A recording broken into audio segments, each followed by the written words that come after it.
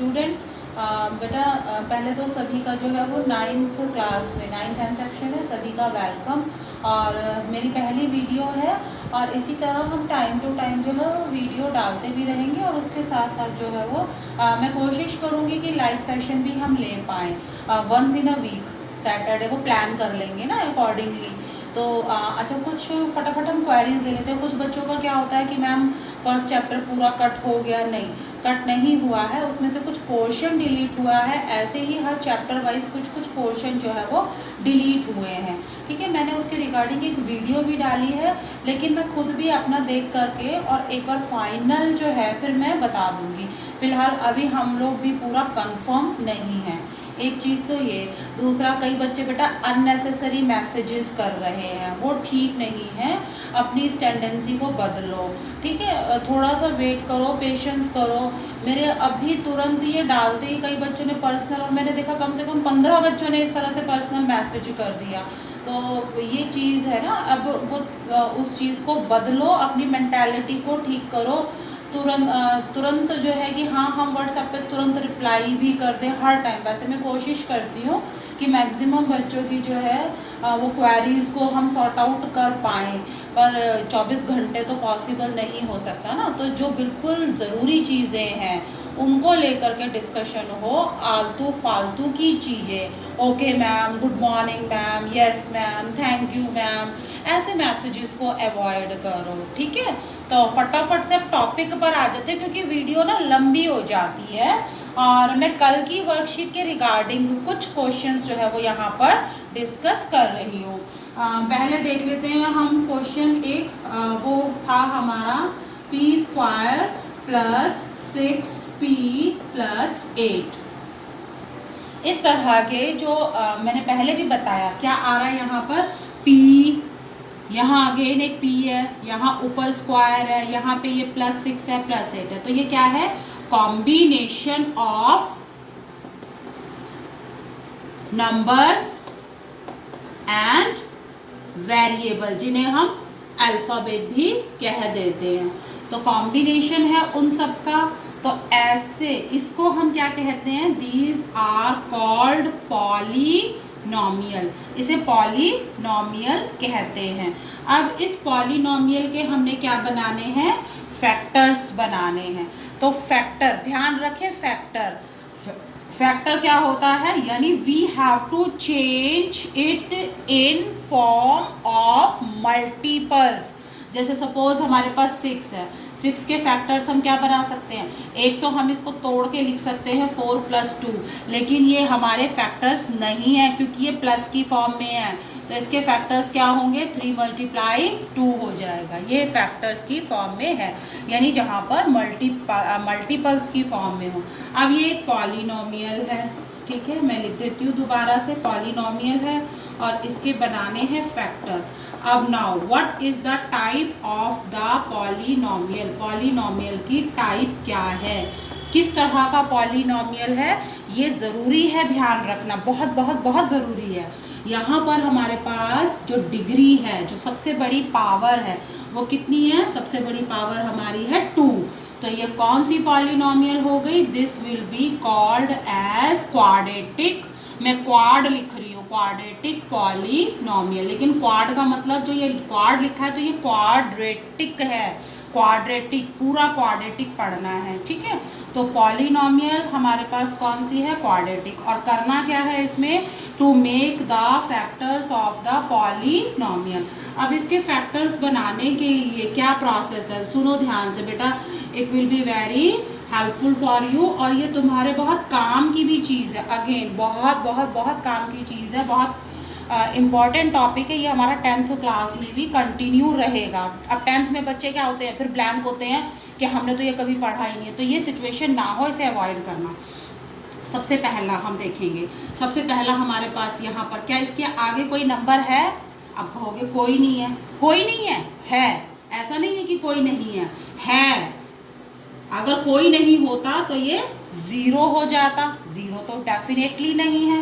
तो यहाँ पर अगर कोई नंबर नहीं है तो हम मानेंगे 1। तो पहला नंबर हमारे पास 1 है। मिडल में जो नंबर है +6 है, साइन निशान उनको साथ में बराबर लेकर के चलेंगे। जो लास्ट में नंबर है वो 8 है। अब मैं ये प्रोसेस शुरू कर रही हूँ बेटा, स्टेप्स शुरू हो गए हैं तो उसको अब बिल्कुल फोकस करो। अब से पहले नहीं सुना, नहीं समझ में आया, लेट इट बी, कोई फ़र्क नहीं पड़ता। अब आगे वाला प्रोसेस ध्यान से सुनेंगे। ये हमारा पहला नंबर 1 है, तो पहले अल्फ़ाबेट में पहले क्या आता है? A, यानी A is equal to 1। Now B कब आता है? सेकंड नंबर पे, सेकंड अल्फ़ाबेट B है, तो B की वैल्यू हो गई +6। नाउ व्हाट इज C हो गया 8। अब ये कोई मुश्किल काम नहीं है। पहली काउंटिंग को हम A बोलेंगे, दूसरी काउंटिंग को हम B बोलेंगे, और जो लास्ट में काउंटिंग है हम उसे C बोलेंगे। अब देखो मैं क्या कर रही हूँ, ये और बीच में किसका निशान लगाया? मल्टीप्लाई का, और यहाँ से ये ले लिया। इसका मतलब क्या हुआ? इसका मतलब साफ साफ दिखाई दे रहा है कि we have to multiply 1 and 8। तो 1 और 8 को मल्टीप्लाई करना, यानी हमेशा करना क्या है? फर्स्ट नंबर को और लास्ट नंबर को, दोनों को आपस में मल्टीप्लाई कर लेना है। मल्टीप्लाई किया, कितना आ गया? 8। अब इन दोनों का काम खत्म हो गया, A और C ये हो गया। अब बचा B का क्या रोल है यहाँ पर? ये वाला जो नंबर 6 है इसका क्या रोल है? अब ध्यान से सुन लो। जिस बच्चे ने ये सुन लिया उसे सब समझ में आ गया, उसे हर क्वेश्चन समझ में आ गया, उसे कभी कोई प्रॉब्लम नहीं होगी। यहाँ पर हमने करना क्या है? वी हैव टू स्प्लिट मतलब होता है तोड़ना। तोड़ना कैसे? अब पत्थर ले और पत्थर लेकर के तोड़ना शुरू कर दें इसे, या कोई हथौड़ा ले और हथौड़ा लेकर के तोड़े नहीं। नंबर है, नंबर को तोड़ने का मतलब क्या है? हम इसे 2 छोटे नंबर्स या 2 सेपरेट नंबर्स के रूप में लिखेंगे। मैं एक एग्जांपल देती हूँ। जैसे 6 है, 6 को हम क्या लिख सकते हैं? 5 + 1 लिख सकते हैं। हो गया ना, स्प्लिट कर दिया ना इन 2 नंबर्स। इसी तरह से हम इसे और भी कई तरह से लिख सकते हैं। हम कुछ बच्चे कहेंगे 4 + 2 लिख लो, कुछ बच्चे कहेंगे जो है वो 3 + 3 लिख लो, कुछ बच्चे। अब ये तो प्लस वाले हो गए, हम इसे माइनस की फॉर्म में भी लिख सकते हैं। हम लिख सकते हैं 7 - 1, 8 - 2, 9 - 3। कई सारे रूप है लिखने के, लेकिन यहाँ पर कौन सा फिट बैठेगा बेटा? Keep this thing in mind. इसे अच्छे, जिसने ये सुन लिया उसे सारे क्वेश्चंस आ गए, जिसने ये नहीं सुना उसे एक भी क्वेश्चन नहीं आ सकता। We have to multiply first and last term, हमारे पास 8 आ गया। अब ये 6 का क्या करना है? हमें इस तरह से सोचना है। कोई 2 नंबर सोचो जिन्हें जोड़ें, मैं बार बार रिपीट करूँगी। कोई 2 नंबर सोच लो जिन्हें जोड़ने या घटाने से तो क्या आ जाए? 6। कोई भी 2 नंबर सोच लो, जोड़े या घटाएं, कोई बंदिश नहीं है, कोई लिमिटेशन नहीं है। जोड़े या घटाएं तो 6 आए, लेकिन साथ साथ उन्हीं दोनों नंबर्स को मल्टीप्लाई करने से 8 आए। अब ऐसा सोचो, कोई 2 नंबर्स सोचो अपने दिमाग में, उन्हें हमने जोड़ दिया या माइनस कर दिया, ऐड कर दिया या सब्ट्रैक्ट कर दिया तो 6 आया, लेकिन मल्टीप्लाई करने से 8 आया। ऐसे कौन से नंबर हैं? वो है 4 and 2। 4 and 2 को हम क्या करेंगे? 4 and 2 को क्या करें? 4 और 2 को प्लस कर दें तो कितना आता है? 6। 4 और 2 को मल्टीप्लाई कर दें तो कितना आता है? 8। आ रहा है या नहीं आ रहा? आ रहा है ना, क्लियरली हम देख पा रहे हैं। इसको क्या लिखेंगे? 6 की बजाय अब हम क्या लिखेंगे? 4 + 2, दैट्स इट। बस इतना सा काम है। एरो मैं फिलहाल अब रब कर रही हूँ। तो ये हमारा पहला स्टेप और सेकंड स्टेप। अच्छा, ये कहाँ पर चलेगा? इसे हम क्या लिखेंगे? Rough, ROUGH, rough work. Second step हम क्या लिखेंगे? ध्यान ध्यान ध्यान रखो, हमेशा देखो, ध्यान से देखो। P²। अब मैं क्या चेंज कर रही हूँ, तुम चेंज देखना। मैं चेंज क्या कर रही हूँ? मैं लिख रही हूँ 4P + 2P + 8। कहाँ पर चेंज किया? क्या पहली वाली टर्म में कोई चेंज किया? नहीं। क्या लास्ट में कोई चेंज किया? नहीं। सिर्फ हमने जो ये मिडल टर्म है, मिडल टर्म को चेंज कर दिया, सिर्फ और सिर्फ मिडल टर्म को चेंज किया। बार बार बता रही हूँ कि पहली टर्म में कोई चेंज नहीं, लास्ट वाली टर्म में कोई चेंज नहीं। सेकंड वाली को हमने क्या करना होता है? इसे क्या कहते हैं? Split in 2 parts. 2 पार्ट्स में करा है ना, 2 पार्ट्स में कैसे? ये और ये 2 पार्ट्स में स्प्लिट कर दिया। ठीक है, अब टोटल कितनी टर्म्स निकल के आ गई? अब हमारे पास निकल के आ गई है 4 टर्म्स। 1 2 3 4 टर्म्स आ गई।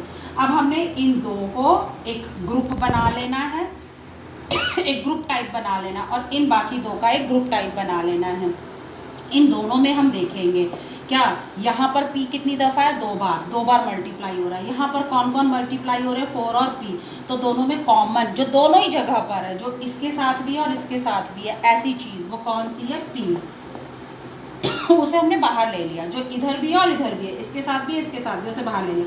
और बाकी को क्या कहेंगे, अब एक ब्रैकेट के अंदर हम एक समझ लेते हैं कि ये इसके पास भी था इसके पास भी था, तो हमने कहा कि ये चीटिंग कर रहा है, ये दोनों जगह, इसे दोनों जगह से बाहर कर दो।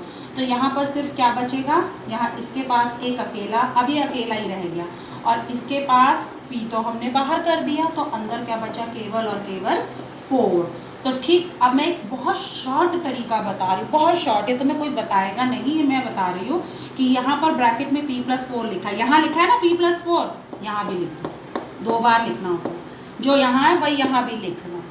अब हम लॉजिक में अभी ना जाएं, हम इसे बाद में समझ लेंगे, या जो अच्छे बच्चे हैं वो तो अपने आप समझ ही लेंगे। तो हमने क्या किया, अब बस केवल और केवल थर्ड टर्म को देखो, third, focus on only third term. तो थर्ड टर्म में से p हम अंदर ले चुके हैं, तो कौन सा नंबर हमने छोड़ दिया, हमने छोड़ दिया +2 बाहर छोड़ दिया, p अंदर ले लिया। ये करना कंपलसरी है, दोनों एक जैसे होने चाहिए, अगर एक जैसे नहीं हुए तो गलत है क्वेश्चन। तो यहाँ से p+4 एक रूम में हो गया p+4, और जो बिना रूम के थे वो कौन थे, p, और यहाँ से +2, तो p+2 ये बच गया। तो इस तरह से हमने फैक्टर्स की फॉर्म में जो हम चाहते थे वो हो गया हमारा। तो अल्टीमेटली p² + 6p + 8 हमारा बन गया p+4 × p+2। ठीक है, एक नेक्स्ट हम देख लेते हैं। और अभी मैं फटाफट, थोड़ा सा मुझे जल्दी करना पड़ेगा क्योंकि बिटिया कैमरा पकड़ के खड़ी होती है, उसके लिए भी बहुत देर तक पकड़ना जो है ना मुश्किल हो जाता है, तो थोड़ा सा हरिडली करेंगे। ओके, एक ना मैं माइनस का ले रही हूँ, q² -10³ और प्लस है 21। तो पहला स्टेप तो क्या बताया था, हमें क्या करने हैं, a, b और c की वैल्यू लिख लेनी है। हमारा a अगेन 1 है, लेकिन हर बार 1 होगा ऐसा ज़रूरी भी नहीं है, ये ज़रूरी नहीं है कि हर बार 1 ही होगा। ये हो गया -10। साइन का बहुत ही स्पेशल ख्याल रखना है, बच्चे साइन को इग्नोर कर देते हैं। और लास्ट में है प्लस का 21। और अब क्या बताया था, we have to multiply a and c। Rough work यहीं चालू कर दो, तो 1 × 21, 1 को 21 से मल्टीप्लाई करेंगे, उत्तर आया 21। नाउ -10 का क्या करें, दो नंबर्स बनाने हैं -10 के, जो क्या हो जाए, ऐड या सब्ट्रैक्ट करें तो यही आए, -10 ही आए, लेकिन मल्टीप्लाई करने से 21 आए। कोई दो नंबर सोचो अपने दिमाग में जिन्हें जोड़े या घटा दें। 10 किससे आ सकता है, कोई दो नंबर जिन्हें जोड़ भी दें घटा दें, मतलब लिबर्टी है, हमें खुद को पता है कि हम जोड़ दें या घटा दें। कोई दो नंबर सोचो जिन्हें जोड़ दें या घटा दें तो 10 आए, लेकिन गुणा करने से 21 आए, मल्टीप्लाई करने से 21। अब मैं कहूँ हाँ 9 और 1 ले लो, भाई 9 और 1 को ऐड करने से तो 10 बन जाता है, लेकिन गुणा करने से तो 9 ही बनेगा, है। चलो 8 और 2 ले लेते हैं, लेकिन 8 और 2 को मल्टीप्लाई करने से तो कितना बनेगा, 16 ही बनेगा। तो कोई दो नंबर वो कौन से हैं, ऑब्वियस, वेरी ऑब्वियस कि 10 कब आता है, जब हम क्या करते हैं, 7 × 3 कर लेते हैं।